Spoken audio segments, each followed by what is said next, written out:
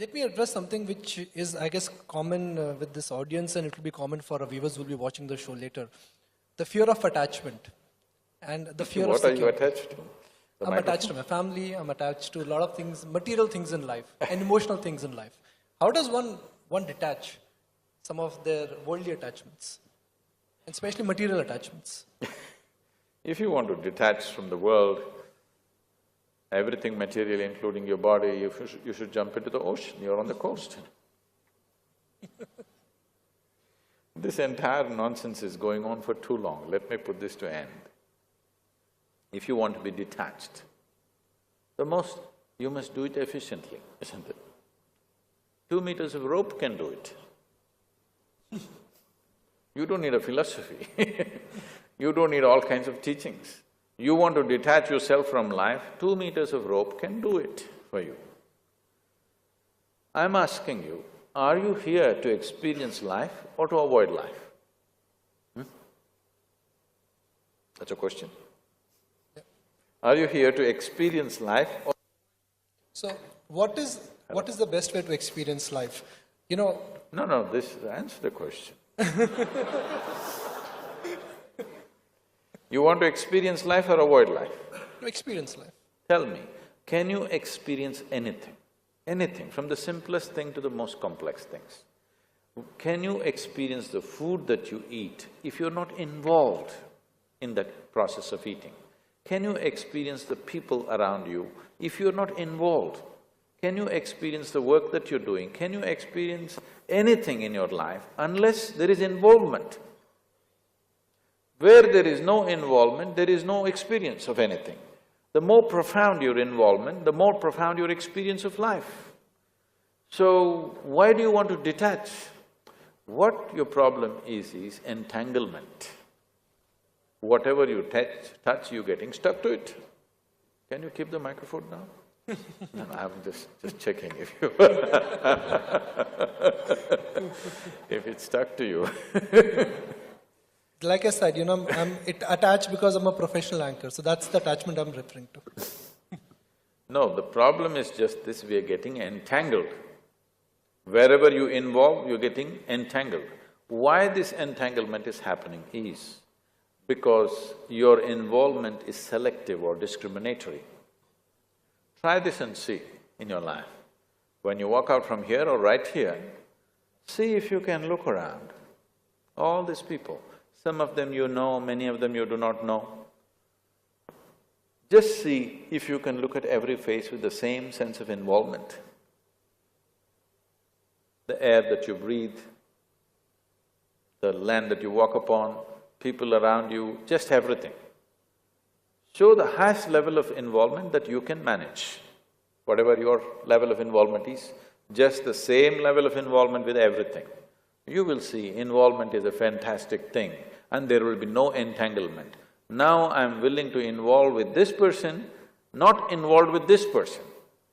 Now you'll get tangled up. So because you're getting tangled up, you come up with a life-negative philosophy of detachment. Detachment will never happen. Those who are trying to detach will get more and more entangled because this is the nature of your mind. Shall we do an experiment with you? I'm going to move to the next part. No, shall we do an experiment with you? He's being very detached with me. Shall we do an experiment with you? No, I mean, we can always do it. Okay. Right now, next 10 seconds, you should not think of monkeys. Don't think about monkeys. Only monkeys, isn't it? So, you have a mind like this. If you say, I don't want something, only that will happen. In this mind, you say, I don't want to be attached, you finished. Unfortunately, they're blaming Krishna for this detachment nonsense. Don't listen to the words that are written in a book, we don't know who wrote it. Look at his life, he's involvement in everything, isn't it? Where is detachment in his life? He's absolutely involved, indiscriminate involvement, so there is no entanglement. You know, one of the aspects which all of us want to understand is there is a necessity in life, there is abundance in life, and there is greed in life. Necessity is important because I have compulsions. Abundance is something I thrive to have. Greed is something I don't want. How do I define the necessity in my life? What you want is always a necessity.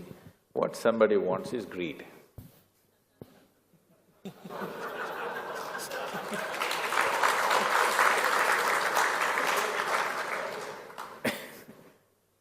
So let's not get into this kind of descriptions of any human being. The thing is just this, the nature of the individual human being is like this.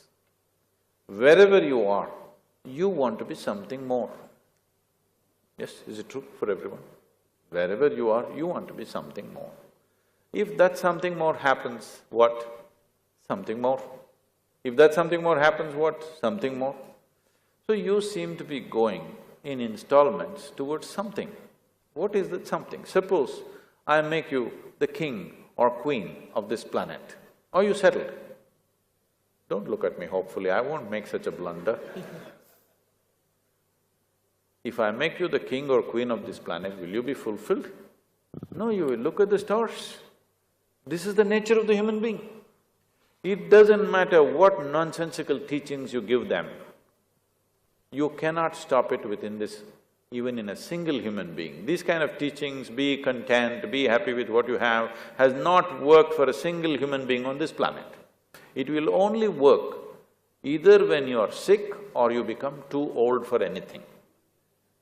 Just suppose today you're down, very ill.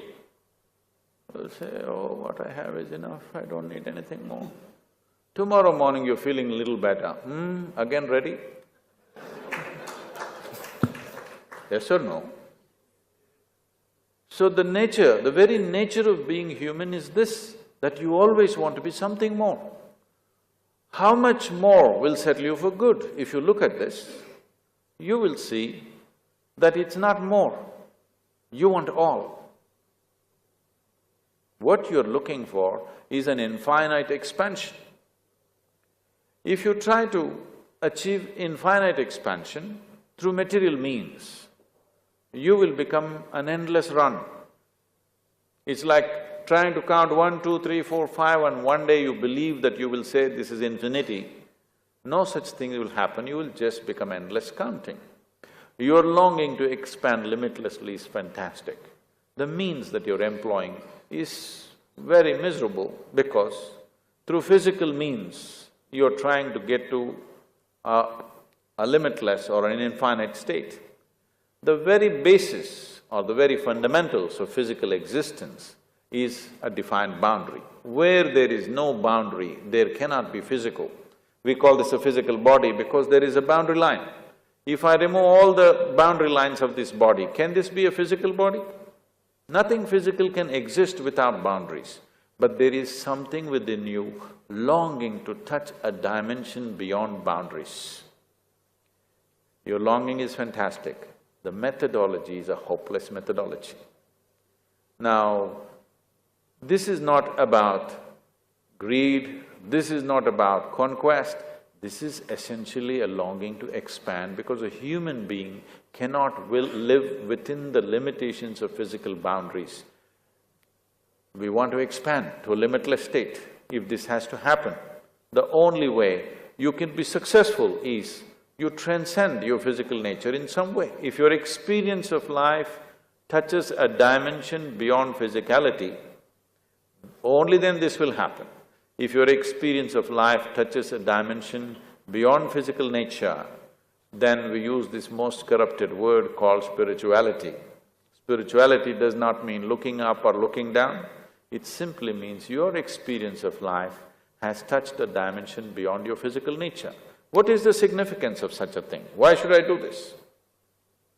It is simply this, everything physical about you is acquired.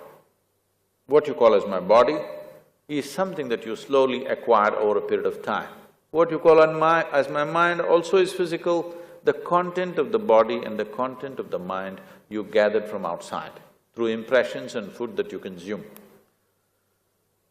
So, what you have gathered at the most can be yours, can never ever be you. The dimension beyond this physical nature is what you're experiencing as myself, but you're not experiencing largely what's happening in most human beings 99% of the time is just physical and psychological drama. Thought and emotion occupies 99% of your existence, isn't it? There is no experience of life as such. Everything is just psychological drama. In this psychological drama, you have pleasant dramas, unpleasant dramas, horror stories, everything happening. But it is all made by you, unfortunately, not consciously made in compulsive reaction to situations in which you exist.